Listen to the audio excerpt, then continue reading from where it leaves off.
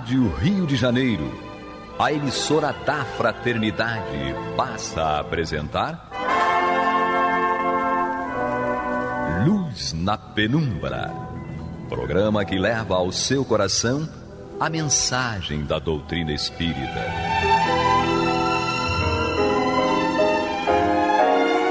E agora, com vocês, Aloísio Guigino, Fátima Miranda e Eduardo Araújo, para o estudo da obra O que é o Espiritismo, de Allan Kardec. Nossos amigos ouvintes da Rádio Rio de Janeiro, emissora da Fraternidade, estamos mais uma vez aqui reunidos, eu, Aloísio, comigo, Eduardo Araújo, e ela... Maria de Fátima Miranda. E mais animada hoje, graças a Deus. Hoje veio bem. Hoje nós vamos ganhar muito aqui com ela. E nós estamos estudando essa obra, O que é o Espiritismo, obra editada por Allan Kardec em 1859, com o propósito de sanar dúvidas que surgiram quando da primeira edição de O Livro dos Espíritos, em 1857. Nós estamos no capítulo 1, Pequena Conferência Espírita. Nós estamos no tópico Dissidências. Então, nesse tópico aqui, começa nesse diálogo, certo, que é colocado aqui por Kardec para o nosso esclarecimento, começa com uma colocação do visitante, que diz o seguinte: essa diversidade, na crença do que aqui chamais uma ciência, parece-me, a sua condenação. Então ele já começa até duvidando de que o Espiritismo tem uma vertente que está ligada à ciência. E é uma ciência que nos coloca, certo, em contato com o mundo dos espíritos. E continua esse visitante: se ela se baseasse em fatos positivos, não deveria ser a mesma na América e na Europa? Isto é, se são fatos positivos, ela não pode ter nenhuma alteração independente do local onde ela está sendo apresentada. E Kardec, então, vem em contrapartida dizendo: a isso responderei, primeiramente, que tal divergência só existe na forma, sem afetar o fundo. Realmente, ela apenas se limita ao modo de encarar alguns pontos da doutrina e não constitui um antagonismo radical nos princípios, como afirmam os nossos adversários sem ter estudado a questão. É aquela velha questão de se ater à letra, certo, e não ao espírito ou ao conteúdo, certo? Então, se nós estamos em continentes diferentes, já começa até pelos idiomas que são diferentes. Sim. E esses idiomas diferentes, existem palavras que têm significados diferenciados. Então, ela tem que ser de modo a que o conteúdo não seja alterado. Não a maneira como esse conteúdo é apresentado, utilizando os recursos, o idioma, o conhecimento, o nível de apreensão desses ensinamentos que nós vamos encontrar em cada lugar. E Kardec continua, então, na sua colocação. Dizei-me, porém, qual a ciência que, em seu começo, não deu nascimento a dissidências, até que seus princípios ficassem claramente assentados. Não encontramos as mesmas dissidências nas ciências melhormente constituídas? Estarão os sábios de perfeito acordo sobre todos os pontos? Não tem cada qual seus sistemas particulares? As sessões das academias apresentam sempre o quadro de perfeito e cordial entendimento? Em medicina não há a escola de Paris e a escola de Montpellier. Tá vendo? Fui lá. Cada descoberta em qualquer ciência não tem produzido cismas entre os quais querem adiantar-se os que desejam estacionar? Referindo-nos ao Espiritismo, não será natural que, ao surgirem os primeiros fenômenos, quando eram ignoradas as leis que os regem, cada pessoa tivesse um sistema e houvesse encarado os fatos de um modo particular? Onde estão hoje os sistemas primitivos? Caíram todos ante uma observação mais completa. Vamos fazer um comentário aqui, porque essa colocação de Kardec aqui é bastante longa, né? Reflexiva também, né? Reflexiva também, né? Isso que está sendo, que você acabou de ler para nós aqui, colocar para nós, Miranda, nos remete a vários sistemas da ciência que, inclusive, os seus autores, na ocasião, foram até condenados, certo? Condenados porque eles apresentavam situações ou propostas, né, que mudavam frontalmente o que era do conhecimento e o que era adotado na ocasião. Certo? Foram condenados, mas o tempo demonstrou que eles tinham razão. Certo? Então, quando nós nos deparamos com alguma coisa que muda aquilo que é do nosso conhecimento no momento, é nossa obrigação, antes de rejeitarmos, nós mergulharmos ali e verificarmos quais são efetivamente o conteúdo daquilo, para ver se aquilo pode ser ou se é verdadeiro ou não. Certo? Nós vimos isso, por exemplo, com a teoria do nosso próprio planeta, né? Sim. Que a Terra era um platô chato, né? E que se terminasse ali o fim do mundo, daí vem essa expressão, né?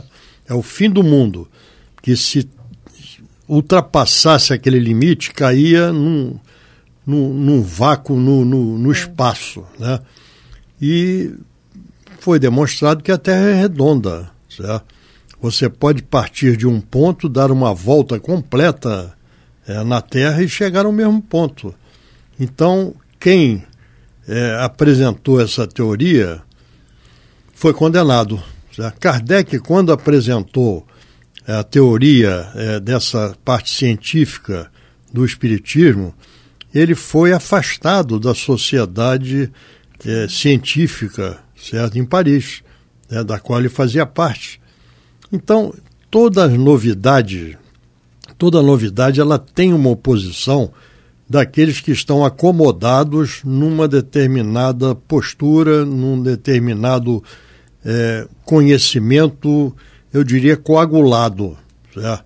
Então você não evolui aquilo, você não se abre para tentar estudar e entender novas propostas. É assim que a humanidade avança. Quando as novas propostas surgem e quando alguém se debruça sobre elas e demonstra que há uma mudança naquilo que era acreditado até então. Sim, tá? O próprio Pasteur, não é? Ele foi ridicularizado na academia também. Nós vemos que a própria medicina, hoje em dia, né, você tem diversos sistemas. Escolas diferentes. Nós tivemos aí a pandemia, tinha médicos que entendiam que o tratamento deveria seguir numa direção, médicos que entendiam que deveria seguir em outra, vacinas de um tipo, vacinas de outro tipo, alguns defendendo a vacina A, outros defendendo a vacina B, com tecnologias diferentes. Então isso não quer dizer que a medicina não seja reconhecida. Não seja reconhecida. Porque ela tem as suas divergências e tem as suas dissidências. Eu acho que é o melhor exemplo para a gente, né? Que é uma coisa que a gente lida todo dia. Você vai num médico, o médico diz, não, você não pode fazer esse tratamento. Aí você vai no outro, não, e esse tratamento é o melhor que tem. Eu conheço uma família, Eduardo, que tanto a mãe quanto a filha foram operadas de menisco, tá? E por médicos diferentes, de escolas diferentes, né? Então, a mãe, quando foi operada de menisco, ela passou mais de 2 semanas de perna para o ar, não podia botar o pé no chão, tá? E a filha, quando foi operada de menisco, no dia seguinte, o médico mandou ela andar, tá certo? Então, é aquela história, são duas correntes de pensamento, dois tipos de conhecimento que levam a um resultado, todas as duas ficaram boas, tá? O resultado foi bom para as duas, mas por caminhos diferentes, né? Então, a gente tem que ter sempre essa flexibilidade, certo? Essa abertura de poder reconhecer que nós não sabemos tudo, certo? E você, por exemplo, você vai para a física, né? Einstein, que foi um dos maiores cientistas da humanidade, ele teve grandes divergências com os teóricos que traziam as teorias da física quântica, que ele entendia não se enquadrava dentro do modelo que ele tinha pesquisado ao longo de décadas. Isso não afetava os princípios básicos da física.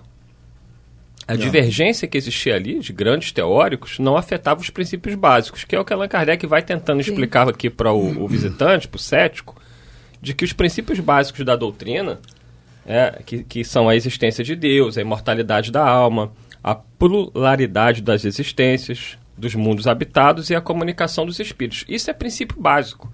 Isso não é afetado por pequenas discordâncias que até hoje existem. Você tem dentro do movimento espírita pessoas que têm um entendimento, pessoas que têm outro sobre determinados pontos que não afetam em nada esses princípios básicos que norteiam a doutrina, como as divergências na medicina não vai afetar aquilo que já é consolidado dentro da medicina, aquilo que já é consolidado dentro da física, e por aí vai. Então é isso que Allan Kardec está tentando explicar aqui para o nosso visitante. E continue então, por favor. Miranda, continua aí para mim. Onde estão hoje esses sistemas primitivos? Caíram todos ante uma observação mais completa. Bastaram apenas alguns anos para que ficasse estabelecida a unidade grandiosa que hoje prevalece na doutrina e que prende a imensa maioria dos adeptos, com exceção de algumas individualidades que nesta, como em todas as coisas, se apegam a ideias primitivas e morrem com elas. Qual a ciência, qual a doutrina filosófica ou religiosa que oferece um exemplo igual? Apresentou o Espiritismo a 100ª parte das cisões que durante tantos séculos dilaceraram a Igreja e que ainda hoje a dividem? É realmente curioso ver as puerilidades a que recorrem os adversários do Espiritismo. Não indicará isso uma falta de argumentos sérios? Se eles os tivessem, não deixariam de fazê-los valer. Isso aí também merece uma reflexão aqui, porque é uma argumentação comparativa, né, que Kardec faz. E a gente vê o seguinte, o Espiritismo como foi codificado desde o início, né, ele continua o mesmo, certo? Continua o mesmo, sem que haja, apesar de nós criarmos algumas denominações, mas que fogem totalmente à proposta espírita, certo? Hoje em dia existe uma vulgarização do termo espiritismo, né? Porque o espiritismo é utilizado para muitas outras correntes filosóficas que não tem nada a ver com a proposta que foi reunida e elaborada e codificada ou organizada por Allan Kardec e que veio se constituir como sendo a doutrina dos espíritos. Existe hoje em dia uma apropriação do termo espírita e o espiritismo, etc., por várias correntes que não tem nada a ver, certo? Mas isso não modifica, isto não depõe contra a proposta do que vem a ser o Espiritismo. O Espiritismo, quando desde o seu nascituro, desde o seu nascimento, ele continua sendo o mesmo, certo? Porque ele tem uma tal consistência na sua argumentação que pode ser aceito ou não, mas não tem que ser alterado. Como nós vimos em várias outras correntes filosóficas que, ao longo do tempo, foram se subdividindo, foram, inclusive, se criando colocações até antagônicas entre elas e até dentro de cada núcleo, certo, de grupos, certo, filosóficos de determinadas religiões, você tem um antagonismo muitas vezes muito grande pela inconsistência, certo, da sua argumentação, o que não ocorre com a doutrina dos espíritos, porque não é elaborada pelo homem. É uma doutrina que vem, como o próprio nome diz, é uma doutrina dos espíritos, certo? Não, quer dizer, dos desencarnados, e não de nós aqui encarnados. Vamos lá? Ok. Se eles os tivessem, não deixariam de fazê-los valer. Qual o recurso de que lançam mão? Zombarias, negações, calúnias, porém nunca de um só argumento peremptório. E a prova de ainda lhe não terem achado um ponto vulnerável é que nada pôde deter-lhe a marcha ascendente e que apenas com 10 anos de vida ele já conta tal número de adeptos como ainda nenhuma seita contou depois de um século de existência. É fato verificado e reconhecido por seus próprios adversários. Para aniquilá-lo, não era bastante dizer isso não se dá, isso é um absurdo. Seria necessário demonstrar categoricamente que os fenômenos não se produzem, não podem produzir-se. E é o que ninguém ainda fez. Quer dizer, as bases da doutrina continuam inalteráveis, né? E aqui tem um aspecto interessante que pode ter causado alguma dúvida a quem está lendo ou acompanhando essa nossa conversa de hoje, é que Kardec coloca aqui e que nada pôde deter-lhe a marcha ascendente, e que apenas com 10 anos de vida. Vamos lembrar que essa obra aqui foi editada em 1859, tá? E 10 anos era do tempo das manifestações de Heidesville, certo? Quando houve a invasão organizada da espiritualidade, né? Sim. Então, Kardec aqui ele se refere a esse princípio, a esse início dessa manifestação sistemática e organizada da espiritualidade quando da edição dessa obra. Então, haviam decorrido cerca de 10 anos. Desde que os primeiros fenômenos começaram. Os fenômenos, quando começaram, e a revelação começou a tomar corpo. E o que é interessante, Allan Kardec coloca aqui, porque quando você não tem argumentos para atacar ou para negar qualquer coisa, normalmente as pessoas utilizam de zombarias, negações e calúnias.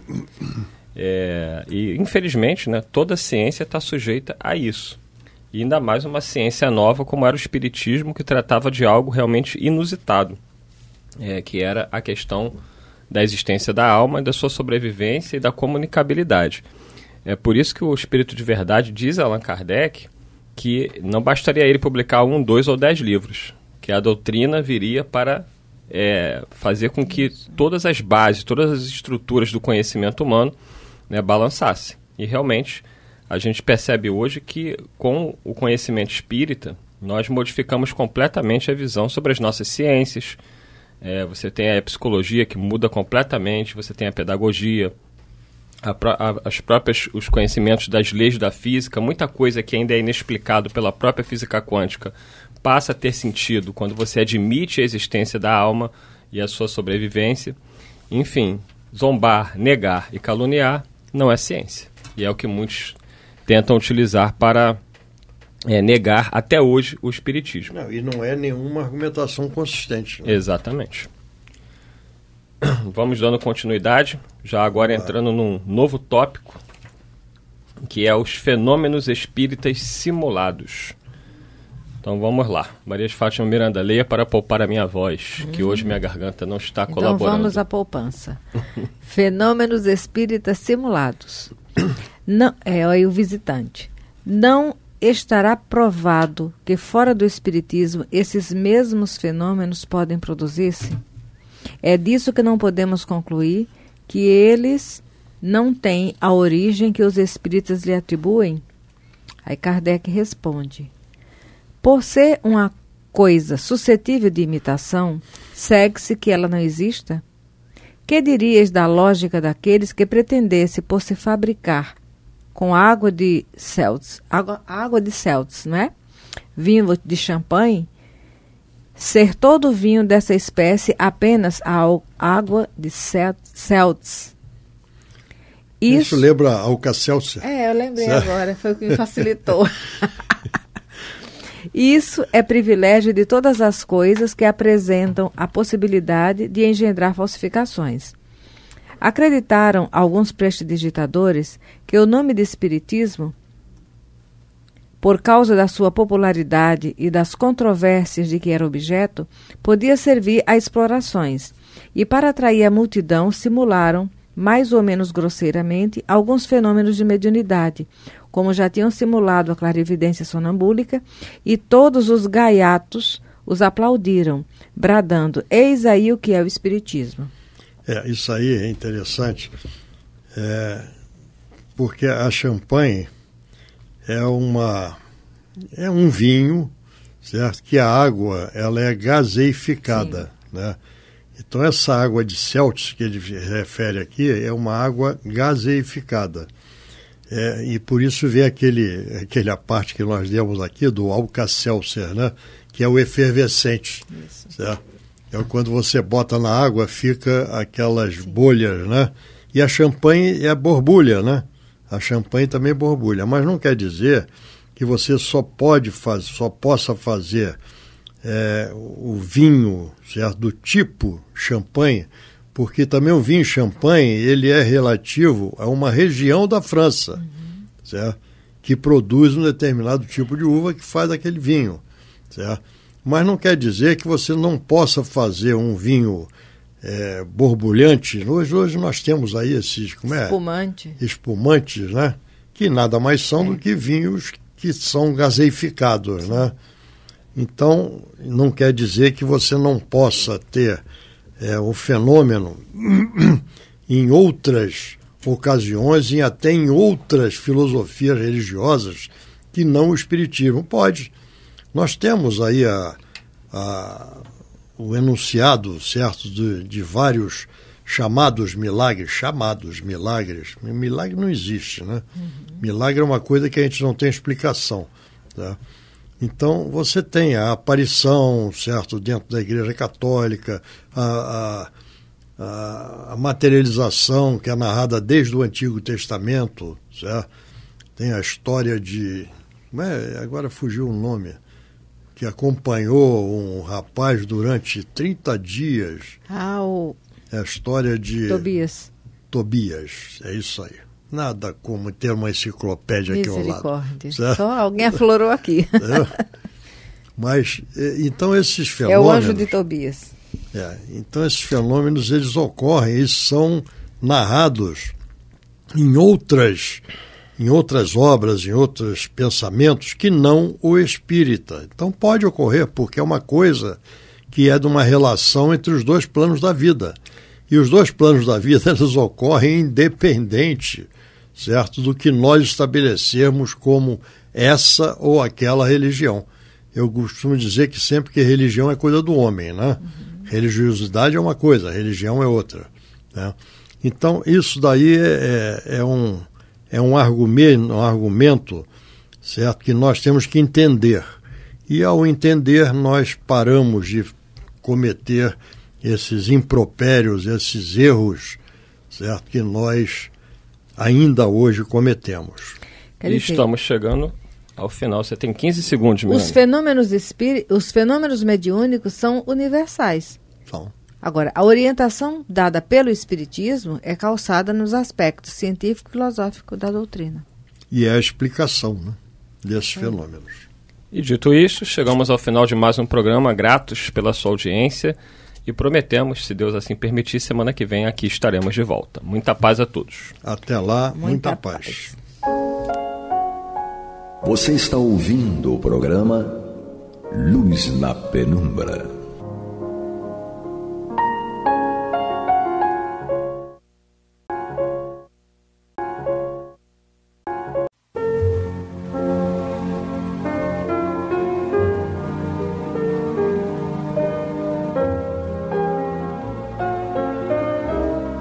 A Rádio Rio de Janeiro está levando ao seu lar e ao seu coração a mensagem consoladora da doutrina espírita, através do programa Luz na Penumbra.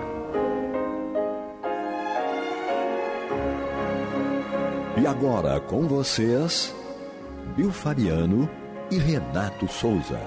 para comentar os textos da Revista Espírita de Allan Kardec no período de 1859 a 1869. Muito bem, prezados ouvintes da Rádio Rio de Janeiro, emissora da Fraternidade, estamos chegando para mais um programa Luz na Penumbra. Toda sexta-feira, 21h30, estamos juntos aqui, né? Estudando a Revista Espírita, ano ímpar, março de 1859. Estamos conversando aqui sobre o estudo sobre os médiuns. A senhora Reynô. E do meu lado direito, Bill Fabiano Cordeiro. Boa noite a todos, mais uma vez juntos. Do meu lado esquerdo, Francisco de Assis. Olá, sejam todos bem-vindos a mais um estudo. Isso aí, sempre juntos, né? Aqui, tocando o programa pra frente. Outras novidades aparecerão, né, Bill? Sem dúvida, sempre. Outras novidades, né? Vamos trazer certeza. Aí outras novidades, com certeza. Outras pessoas para participarem. Com certeza. Né? Sem dúvida nenhuma, a gente vai pouco a pouco trazendo aí que... Não tão boas quanto o Francisco, mas com certeza outras virão. Torcemos para que sejam boas. Sim, com certeza. Virão aí para se juntar a nós aí. Sim, com certeza. E auxiliar. Importante isso, né? A gente trazer várias pessoas para trazerem outros pensamentos também, outras formas de pensar, de falar, de interação, enfim. Nesse trabalho, né? Antes da gente dar continuidade, Bill, nós falamos na semana passada na questão 37, que não deu mais tempo, né? Estávamos falando de um item do Livro dos Médiuns, né? Sobre o laboratório do mundo invisível, as questões que o Kardec levou ali para o Espírito São Luís, né? A gente deixou até de forma muito rápida aqui lá 131, né? 131, a resposta sobre a questão da vontade do espírito, tanto encarnado como errante, como desencarnado, né? Que a vontade prepondera. A vontade prevalece, né? Enfim, sobre tudo, né? Sobre tudo. Sim, com certeza. Mas, não é isso, Chiquinho? Com certeza, né? Quando nós temos a vontade, né, é direcionada e as coisas vão acontecendo.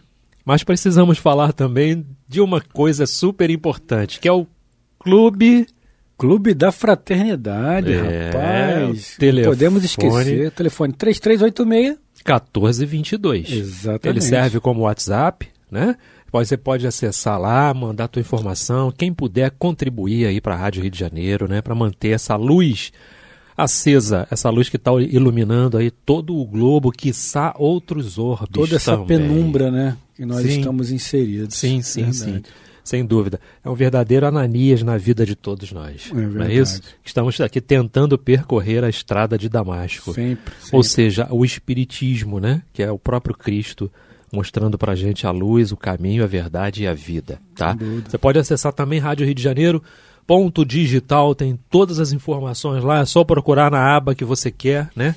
Clica lá, acessa, que você vai saber de tudo que está se passando e vai saber como se associar ao Clube da Fraternidade para continuar ajudando, estendendo a mão ao outro, que é super importante. Perfeito. Bill, questão 37. Falamos na 35, na 36, com relação à perda da faculdade, né? De magnetizador, de sonambulismo, né? Todas essas questões inerentes aí a uma sensibilidade mediúnica, né? Conversamos muito sobre isso, mas vamos direto para 37 aqui, que ficou, né? A gente não deu tempo de fazer. Não demos tempo. Quais são as causas que a podem fazer perder? Lembrando que a gente está falando do sonambulismo, né? Sim. Nesse momento. Exatamente. Ela responde o seguinte: já o dissemos, as más intenções. Como primeira condição, é necessário que se proponha a fazer bom uso dela. Isso posto, deve-se julgar se tal favor é merecido, porquanto ele não é dado inutilmente. O que prejudica os que a possuem é que ela se mescla quase sempre a essa infeliz paixão humana que tão bem conheceis, o orgulho, mesmo quando desejam levar a melhores resultados. Vangloriam-se daquilo que não é senão obra de Deus e muitas vezes querem tirar proveito. Adeus. Ela meio que se despede aí, já dá um tchau ali, porque já terminou, né? Porque também há uma necessidade do espírito se comunicar e há necessidade também de findar, né? essa comunicação, porque ela já disse o que tinha que falar, e se ficar também um espírito comprometido, obviamente, que é o caso dela aqui. Porque um espírito menos comprometido vai querer ficar 200 anos ali falando, os pseudo-sábios vai querer trazer informações pra gente. E detalhe, desconfie daqueles espíritos que sabem de tudo, né? Tudo tem resposta. Tem resposta para tudo. Perfeito. É importante a gente lembrar isso. Kardec fala muito disso sobre o livro dos médios, no livro dos médios. É importante a gente entender o que os espíritos estão dizendo e desconfiar sim. Né? O próprio Erasto fala lá no capítulo 20 do livro dos médios: desconfie de 10 verdades, mas não acredite em num engodo, nenhuma enganação. E é isso que nós temos que fazer, sem medo de errar, né? Duvidar daquilo que os espíritos estão nos trazendo. Se estiver dentro do que a codificação kardeciana nos traz, ok. Se não, a gente pé atrás para pular fora, né, Renato? Perfeito, exatamente isso. Né? E ela fala do orgulho, né? De tudo isso. A gente precisa vigiar muito nessa questão, né? Sim. Nossa, eu tenho um sonambulismo muito apurado, não é? Mais do que o Francisco, mais do que o Bill, tudo. Eu posso dizer, eu sou mais. Eu sou mais é um perigo muito grande, né? É verdade. É um perigo iminente, né? Para o teu trabalho, para o teu controle, para o teu equilíbrio, não é? A gente tem que ter cuidado até na hora de falar que é mais errado, porque até isso é paradoxal isso, né? Mas até nisso a gente quer ser melhor. Em ser ruim. Não, é verdade. Sem dúvida. Parece engraçado, mas é verdade. Porque, não, eu sou pior do que o Renato. Pô, como assim? Eu sou pior, eu tenho mais problema. Até nesse ponto a gente quer ser primeiro. Perfeito, quer dizer, denota o que nós ainda somos. A gente quer ser primeiro em tudo, até em ser ruim. Até nas olha coisas que coisa ruins. doideira. Olha que doideira, como diria minha filha. Olha que doideira. Olha o tamanho da necessidade de aperfeiçoamento, Exato, né? o tamanho da necessidade de aperfeiçoamento. Com certeza, né, Chiquinho? O interessante é que eu estava até retornando aqui ao programa e pairou pela minha cabeça. Como a gente pode manter e sustentar um diálogo de maneira que seja uma conversa sadia, né? É um exercício que nós temos que colocar em mente também, né? Manter os nossos diálogos sempre de forma sadia, né? Sim, proveitosa. Sim, né? Da melhor forma possível, né? Com certeza, né? Então, mas ela se despede, né, justamente pelas razões que o Bill colocou, é um espírito comprometido, né? Exato. Com a verdade, com as coisas sérias, não é? E, de certa forma, já se fez necessário responder tudo que precisava responder. Exato. E também tem uma questão importante, que é a questão nem tudo ela pode também responder. Exatamente. Então, em sentindo que você está querendo aprofundar muito também, eu também não posso, e vai obter como resposta o quê? Isso é tudo que eu posso dizer. Exatamente. Né, que estou autorizado a dizer. Mas ainda tem umas duas perguntinhas para terminar. Sim. Né? Vamos lá. Então, tem ela... a 38, isso, ela diz o seguinte, deixando... não, você que está fazendo, né? Vai lá, a gente inverte agora, não tem problema. Coisa de doido, mas enfim, vamos lá. 38. Deixando-nos agora, ireis a que lugar? As minhas ocupações, né? É aquela história, né, Chiquinho? Descanse em paz, trabalhando. Com certeza trabalhando. Isso não existe, né? Descansar em paz. Não tem como, né? E graças a Deus, né? Graças a Deus. O repouso lá é diferente do repouso daqui, a gente né, pode Bill? estar em paz, e o desejo é esse, que fiquemos em paz, Exato. Descansar em paz, aí sem dúvida. 39 para fechar, né? Vamos repetir, poderíeis nos dizer quais são as vossas ocupações? Bill? Como vós, tenho algumas. Primeiro procuro instruir-me, e para isso frequento a sociedade dos que são melhores do que eu. Como entretenimento, faço o bem. Olha que interessante. Como entretenimento, divertimento, né? Faço o bem. E minha vida se passa na esperança de alcançar uma felicidade maior. Não temos nenhuma necessidade material a satisfazer, que já denota a qualidade do espírito, né?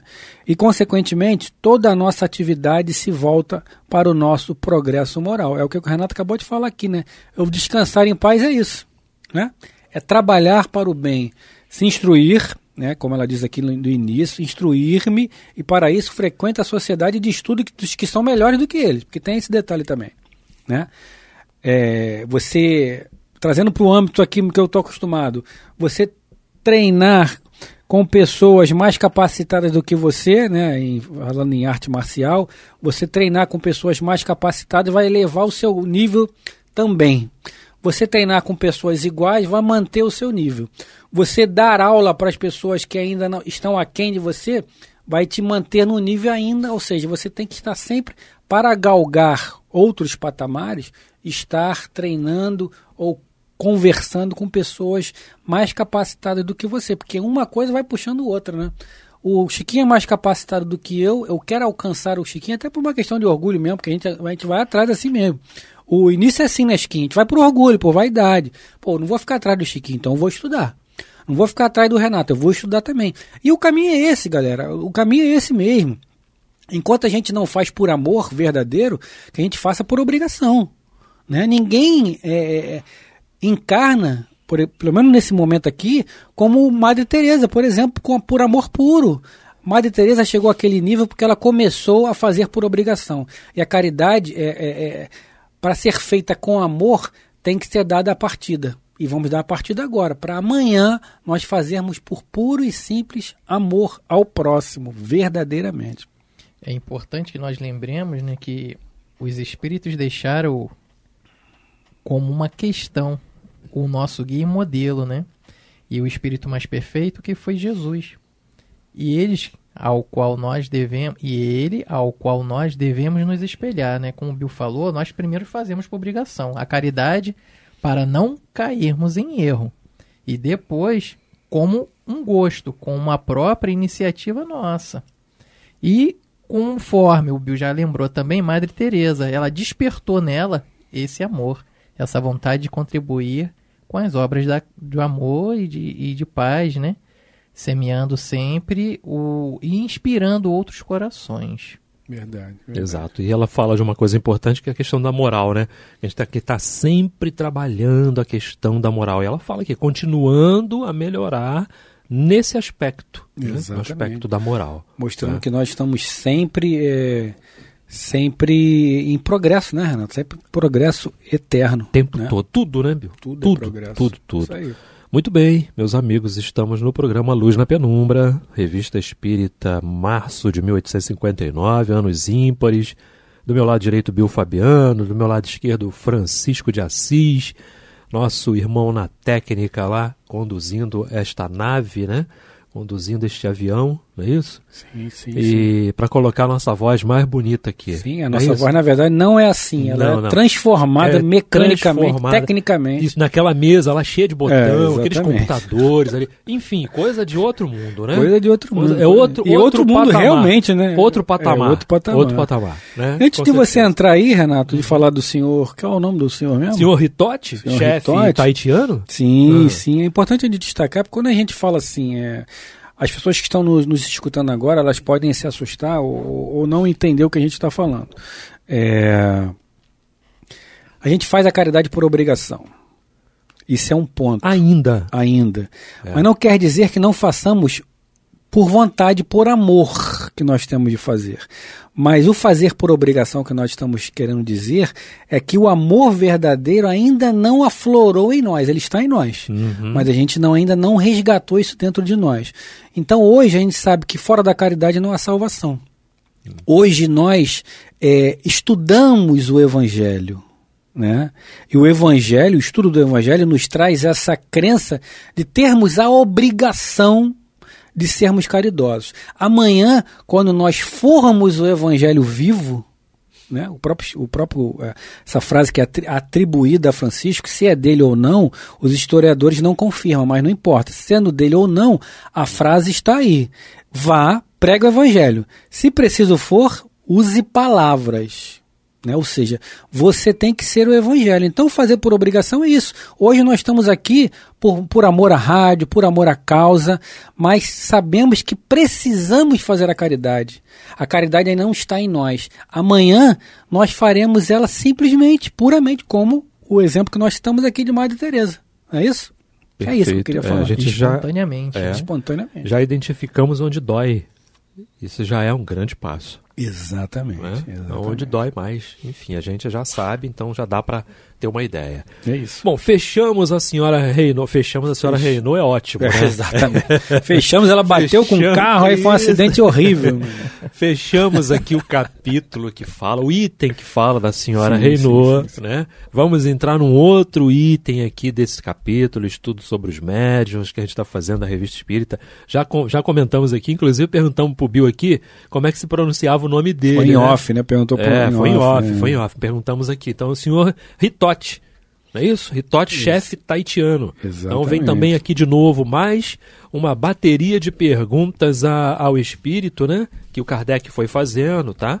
Lá numa reunião, enfim. E a gente vai tendo aqui noção mais apurada de tudo que a codificação traz pra gente, de toda a doutrina espírita, da situação desses espíritos. Exatamente. Né? E é todo um trabalho de complementação até, né, Bill? Sim, e suplementação também, né? Auxílio, né? Auxílio, né? Porque a codificação em si, ela já é bem completa, né?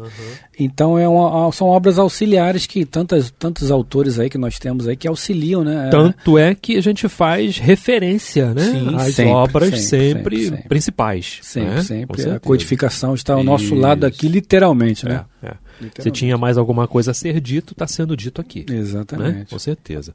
Então continua, né? Ele e começa dizendo assim: um oficial da Marinha, presente na sessão da Sociedade de 4 de fevereiro último. 4 de fevereiro de 1859.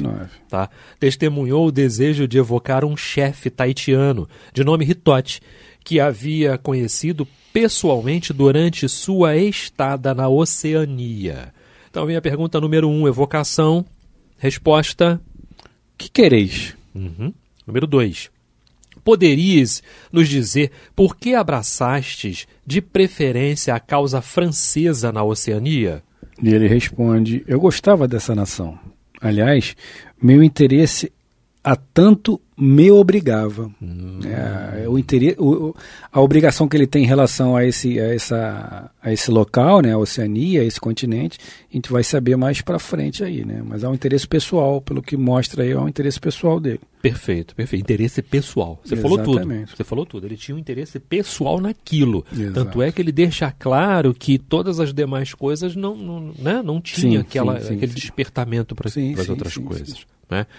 A número 3. Ficaste satisfeito com a viagem que mandamos fazer à França, o vosso neto, e com os cuidados que lhe proporcionamos? Ele responde sim e não.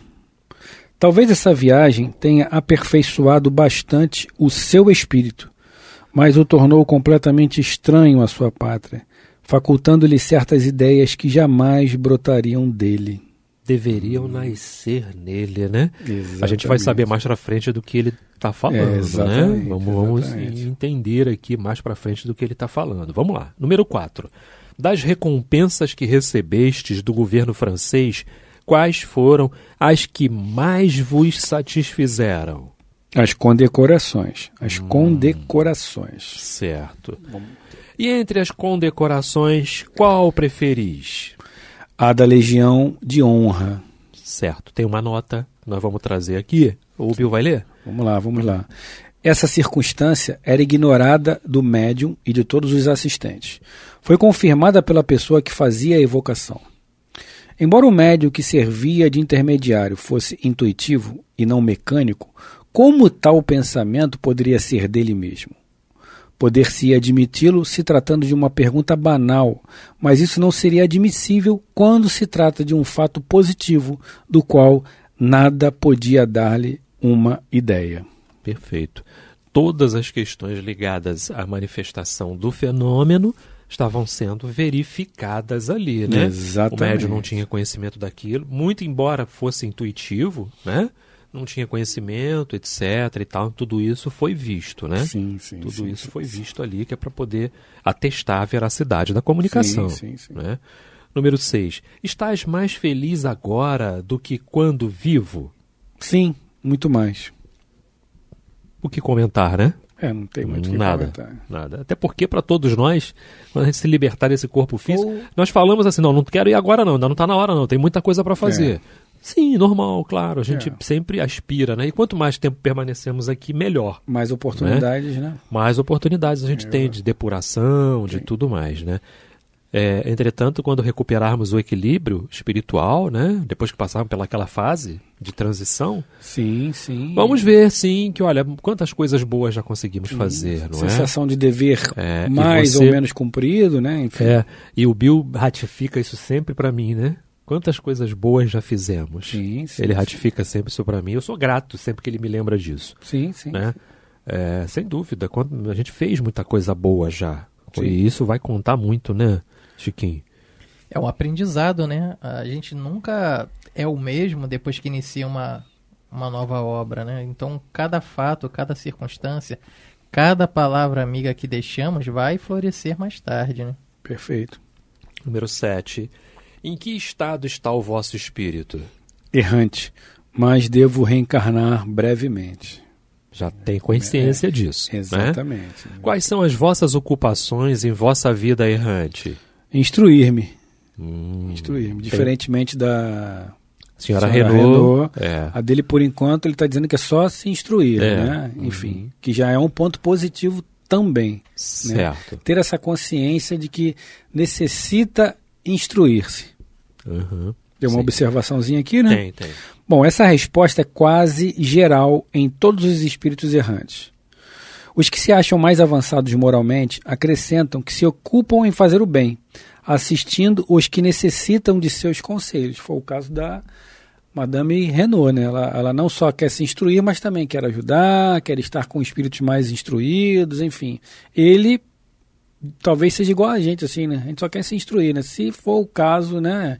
A gente vai ter essa consciência. Será, Renato? Olha, tem uma coisa importante, Bill, que a gente vê nessas comunicações, né, de além-túmulo, que é a questão do trabalho, né? E a gente se reporta novamente à obra comum, né? Comum no sentido de que, poxa, todo mundo tem acesso, né? Que é nosso lar. A gente vê exemplos de espíritos que queriam fazer um pouquinho mais, mas não fazem. Por quê? Porque não se comprometem com o principal. O que você tem feito para merecer, por exemplo, ir lá no orbe visitar seu familiar? O que você tem feito para melhorar um pouquinho, né? E a oportunidade de trabalho está ali para todos. Então a gente recebe muitas mensagens dizendo o seguinte: eles dizem assim, é super importante aqui ajudar. Aqui é algo de suma importância, você ser solícito, ser fraterno, né, Chiquinho? É importante, como você bem comentou, a respeito da questão do bônus horas, né?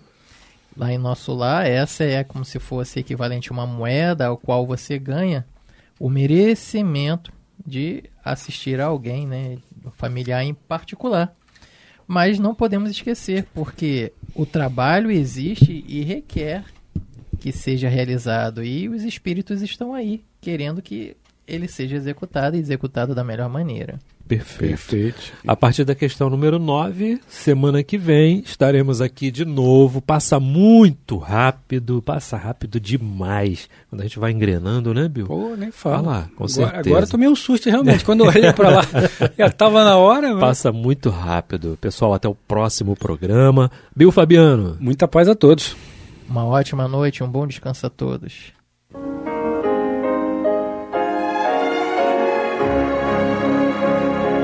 E vamos ouvir agora a prece de encerramento de nosso programa, na voz de Geraldo de Aquino. Jesus, dá-nos coragem para a luta, piedade para os insultos e misericórdia para as injustiças e ingratidões. Limpa nossa alma de inveja e ambições mesquinhas, de ódio e de vingança o nosso caminho.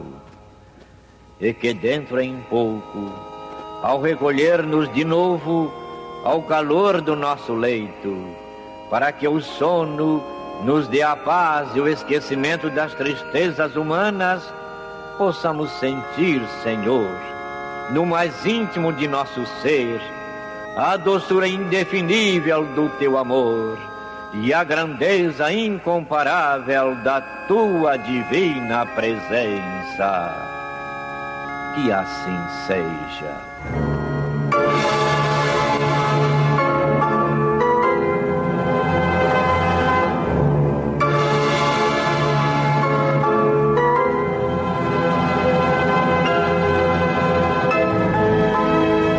Acabamos de apresentar o programa Luz na Penumbra, que voltará a ser apresentado na próxima segunda-feira, às 21 horas, nesta emissora.